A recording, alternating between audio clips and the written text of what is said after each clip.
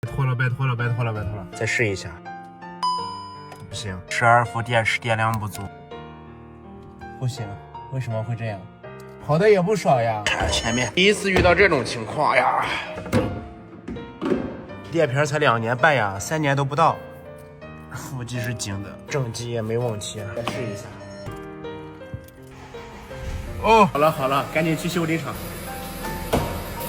你说这到底是什么原因造成的？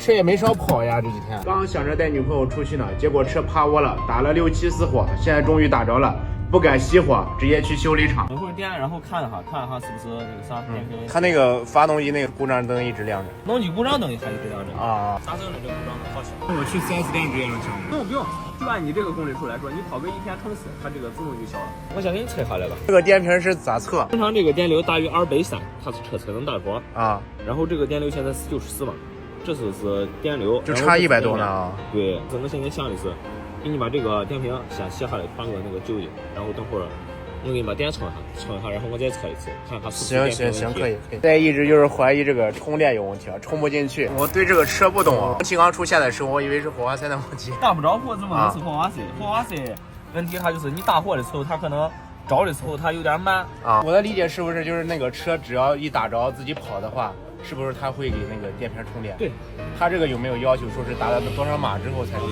打着之后？如果电瓶是电瓶亏电问题的话，你跑个半个小时。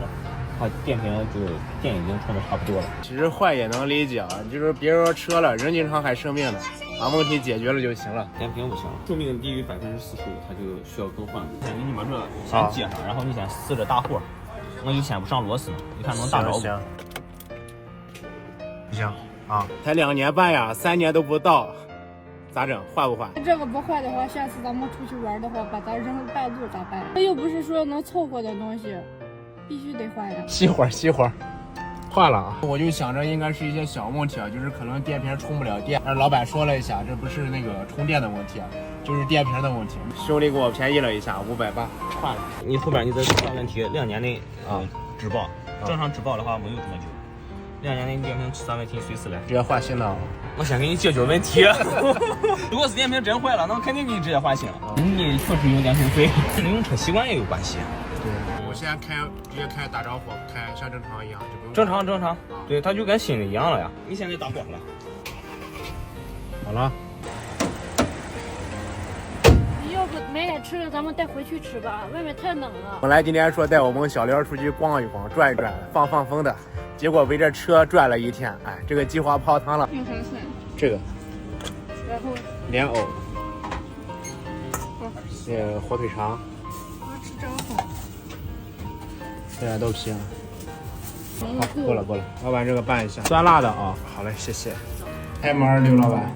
他们家。拿了一个2万块，保留再吃了7种，一人一个热红豆。今天啥没干，我都580又没了。你别念叨了，你都念叨1路了。真的像女朋友说的那样，不能将就，特别是车这个东西，每天都在路上跑。没事，到时候我爸要彩礼的时候，我给说一下，让少要一点就行了。真的假的？